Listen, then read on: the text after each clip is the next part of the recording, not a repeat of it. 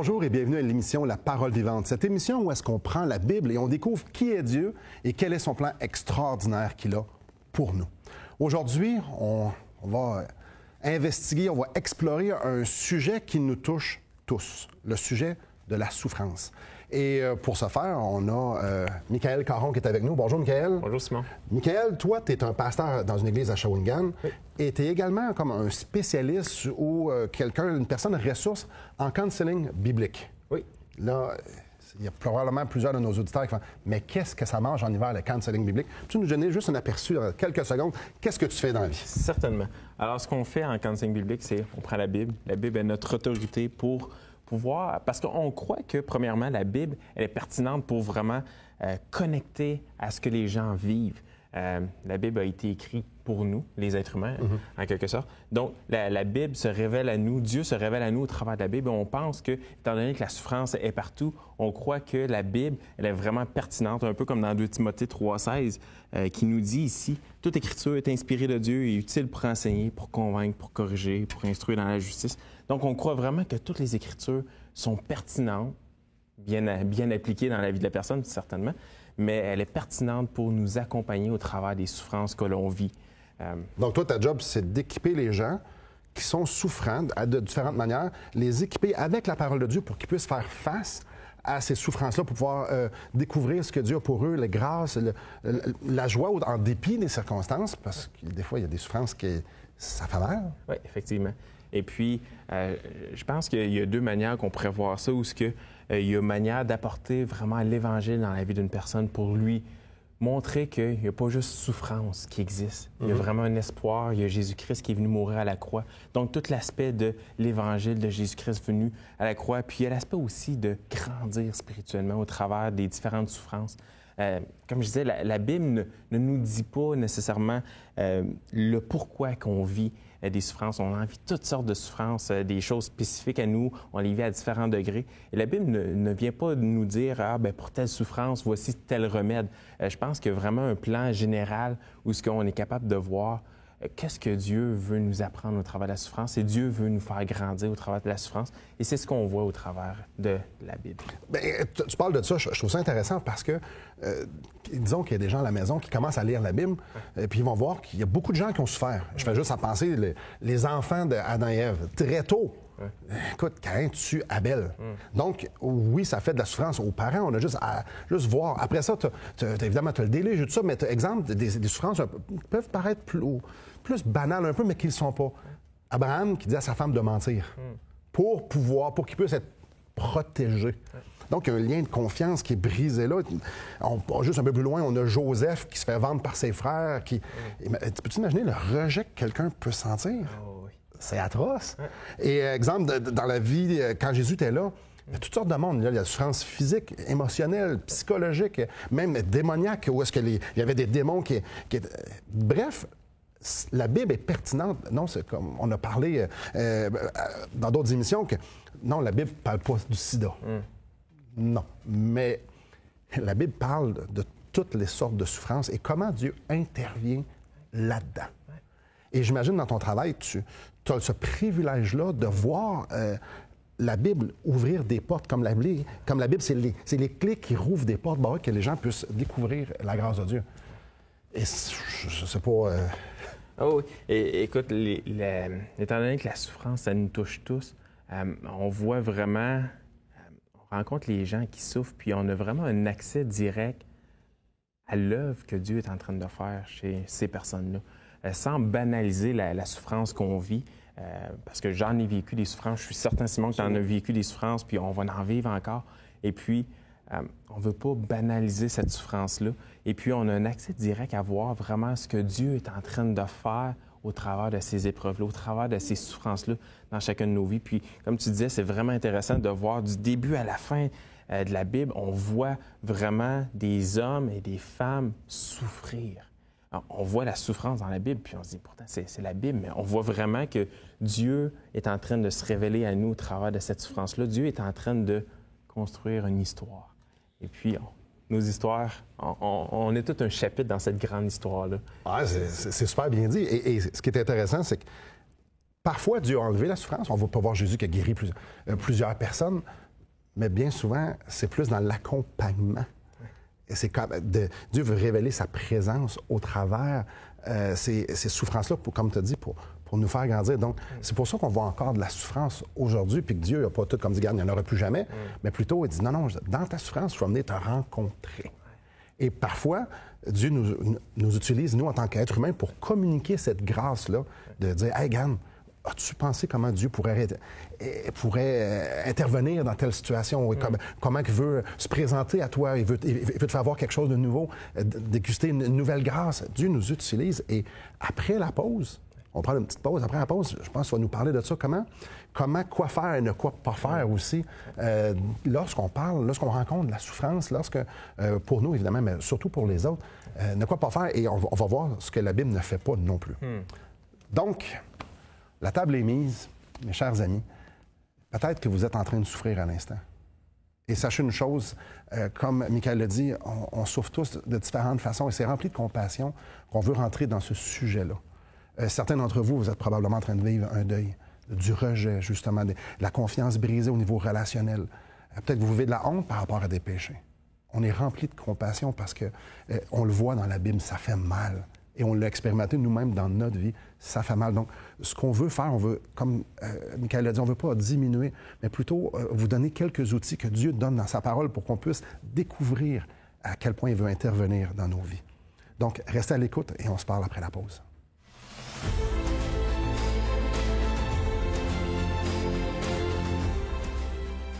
Voulez-vous combler le vide dans votre âme? Avez-vous soif d'une sérénité intérieure? La souffrance de votre cœur vous lasse-t-elle?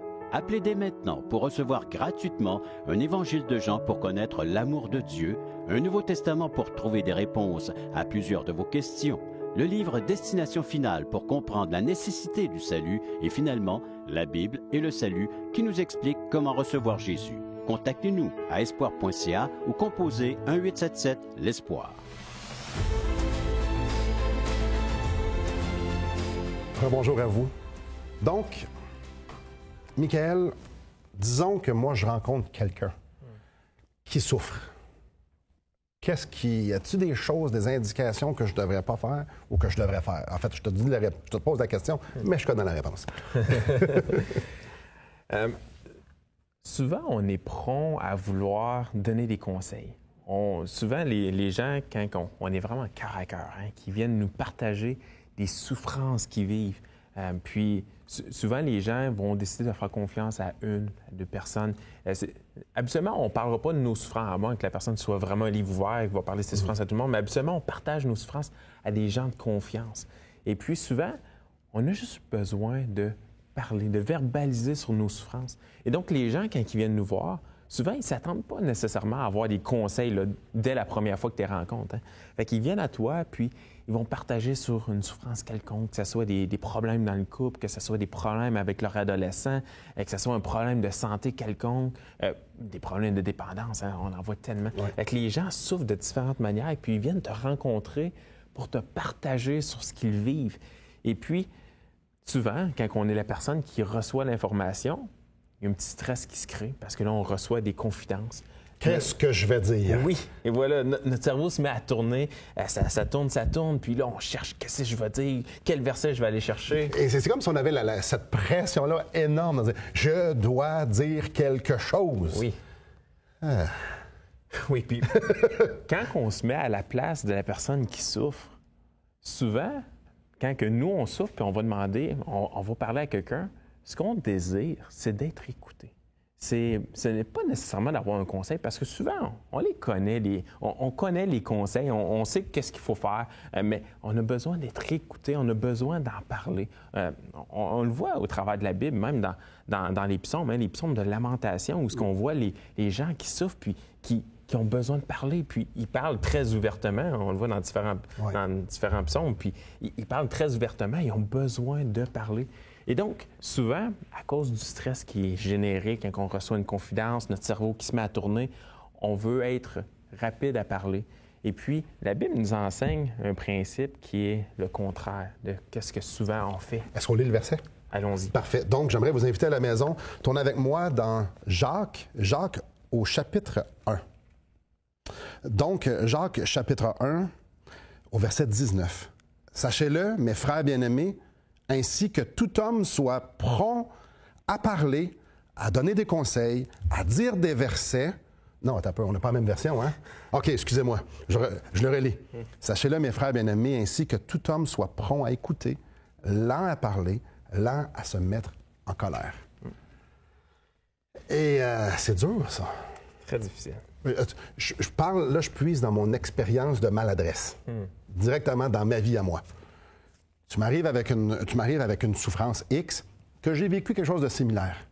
Automatiquement, je vais vite t'interrompre pour te dire « Ouais, mais regarde, il y a telle chose. A, B, C, moi, ça fait 10 ans, regarde, je m'en suis sorti de même. » La chose à ne pas jamais faire. Ouais. Parce que dans la souffrance, on peut... Oui, on vit toutes sortes de souffrances similaires, mais on les vit différemment. Ouais. La profondeur de notre souffrance est vécue différemment chez chaque être humain. Et donc, on peut pas nécessairement comprendre parfaitement la souffrance que l'autre vit. Et donc, on peut avoir vécu une expérience similaire, comme tu dis, mais on ne l'a pas vécu de la même façon au niveau de la profondeur.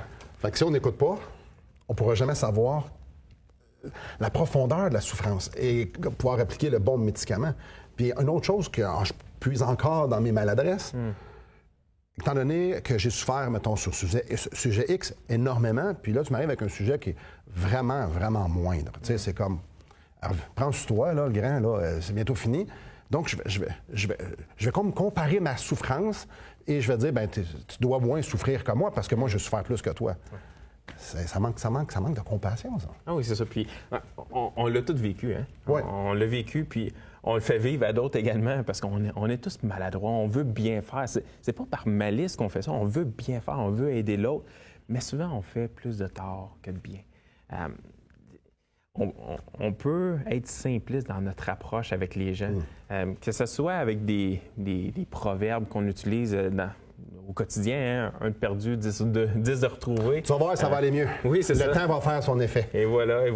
Ou même parfois, on pourrait aller jusqu'à utiliser la Bible, mais mal l'utiliser. Hein? Des fois, bon, la personne vit, je ne sais pas, des inquiétudes, vit de l'anxiété. Ah, la Bible nous dit « ne vous inquiétez de rien ».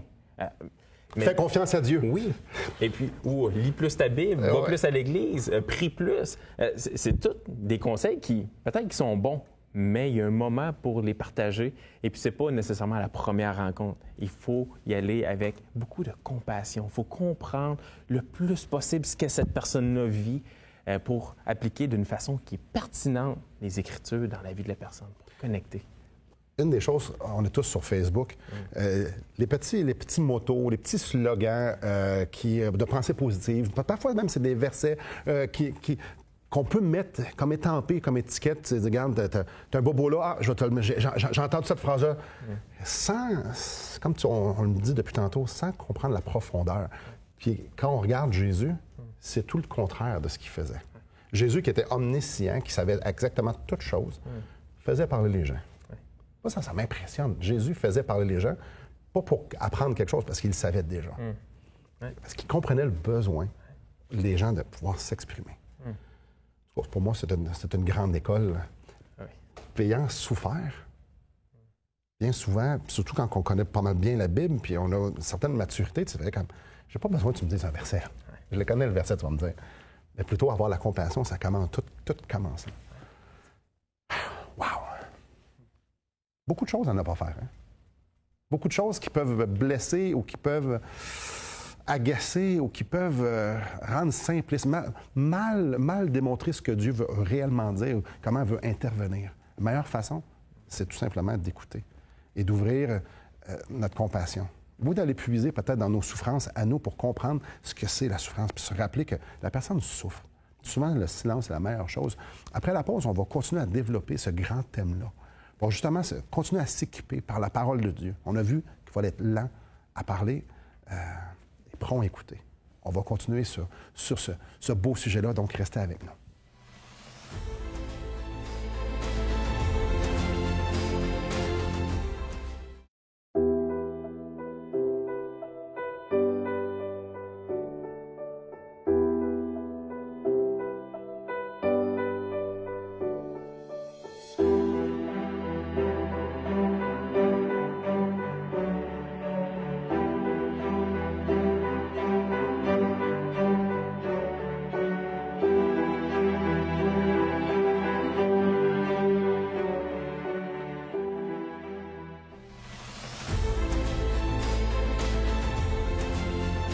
Donc, la Bible accompagne les gens dans leur souffrance. Et bien souvent, ça passe par nous. Et comme on a vu tantôt, être lent à parler et prompt à écouter pour pouvoir comprendre la profondeur.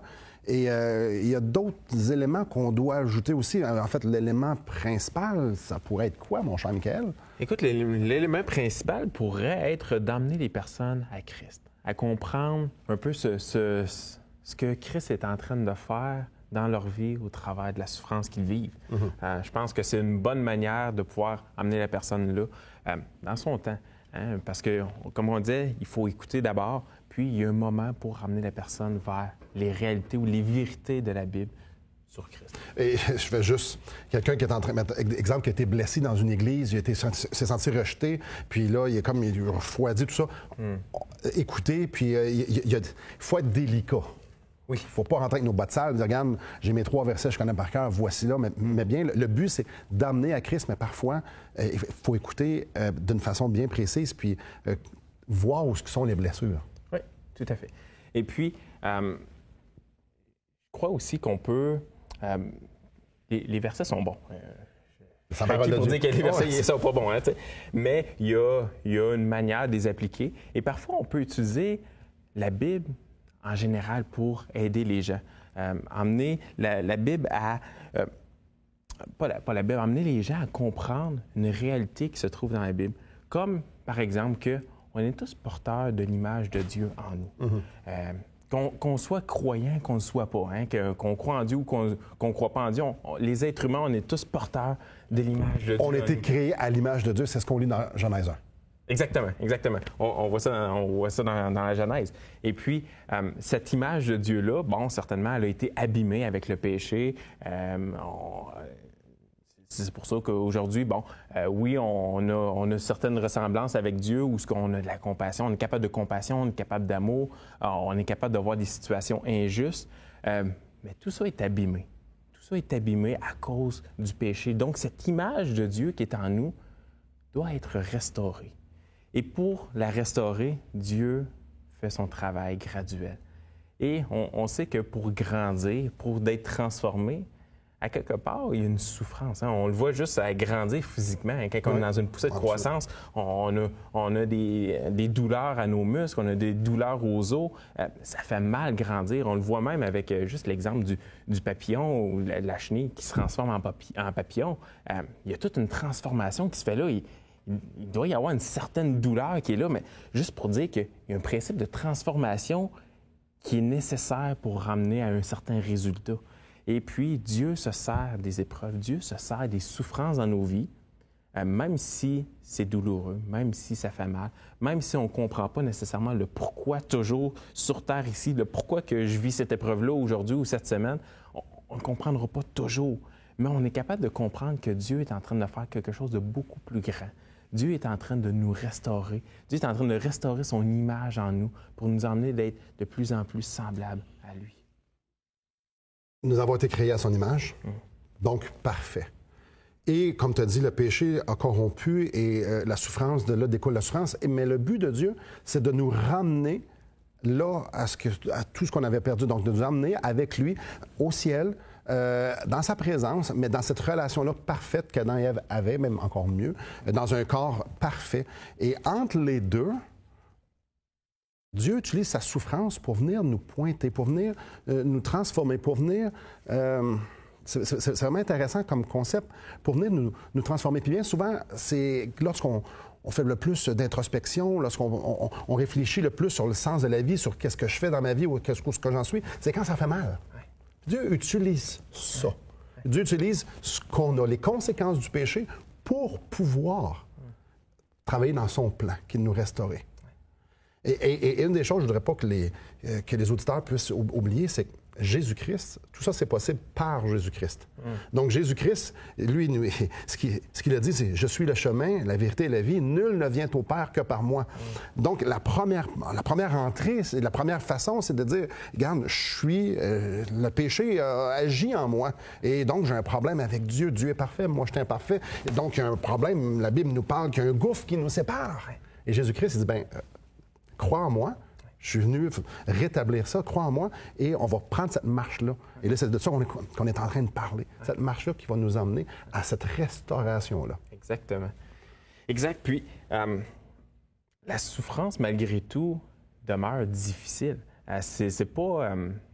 oui, la Bible nous parle à certains endroits que c'est un sujet de joie, mais elle nous parle également dans 1 Pierre 1, les versets 6 à 9 que j'ai ici, qui nous dit « C'est là ce qui fait votre joie, quoique maintenant, puisqu'il le faut, vous soyez attristés pour un peu de temps par diverses épreuves, afin que l'épreuve de votre foi, plus précieuse que l'or périssable, qui cependant est éprouvée par le feu, ait pour résultat la louange, etc. » Donc, on voit ici qu'il y a un moment que la souffrance, on doit être attristé, que la souffrance, Dieu n'est pas complètement en dehors de tout ça, puis pour lui, la souffrance, ça fait juste pas de sens qu'on soit attristé. Non, Dieu comprend qu'on doit être attristé. Puis, comme tu mentionnais un peu, on le voit dans l'Ecclésiaste aussi, où ce que vaut mieux être dans la maison du deuil, parce que c'est là qu'on prend les choses à cœur, je le dis dans mes mots, mais vraiment, quand on vit une souffrance, on vit un deuil, c'est là qu'on a une introspection, qu'on est capable de vraiment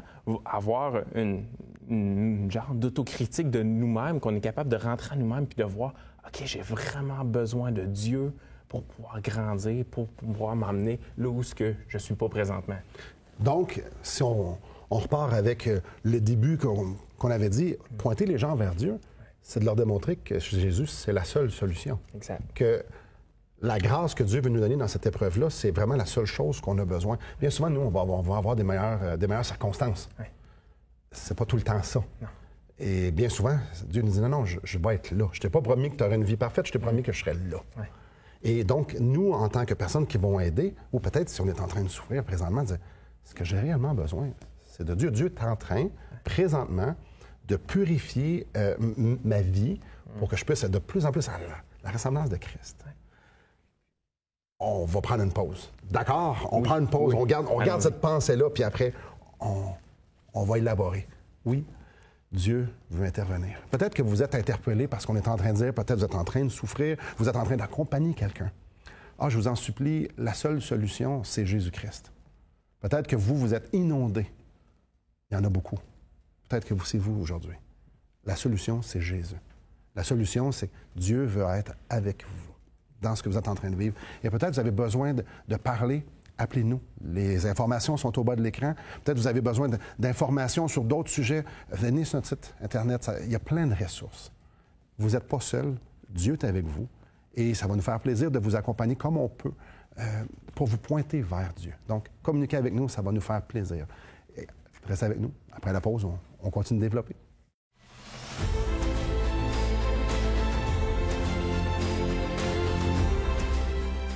Assistez à un merveilleux déjeuner de l'espoir dans votre région.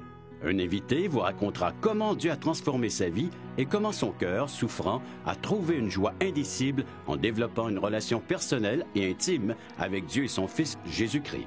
Des églises locales organisent de tels déjeuners dans plusieurs régions du Québec. Découvrez où et quand vous pouvez assister à un déjeuner de l'espoir dans votre région en visitant le site espoir.ca et en cliquant sur l'onglet « Déjeuner ».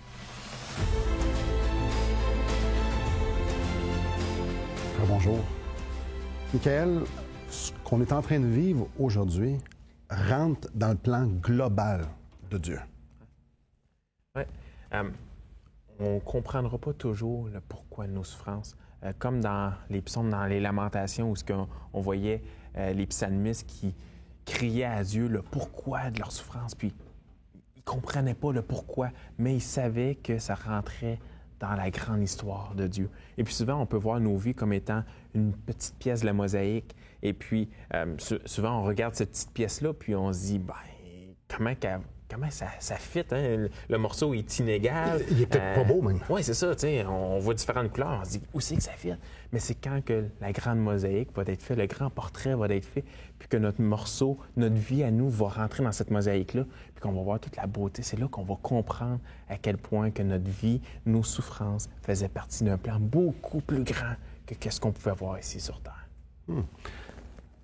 Donc, mes chers amis, ce que vous êtes en train de vivre présentement est en train de rentrer dans le plan global de Dieu. aussi souffrant que ça peut être, et probablement qu'il y en a parmi vous qui souffrez beaucoup, Dieu est encore en contrôle. Et Dieu nous aime. Dieu vous aime. Dieu t'aime.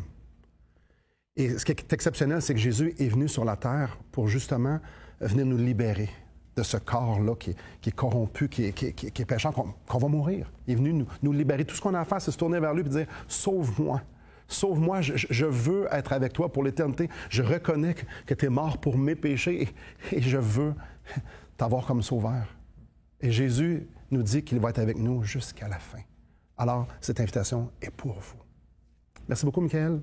Merci beaucoup à vous et que le Seigneur vous bénisse.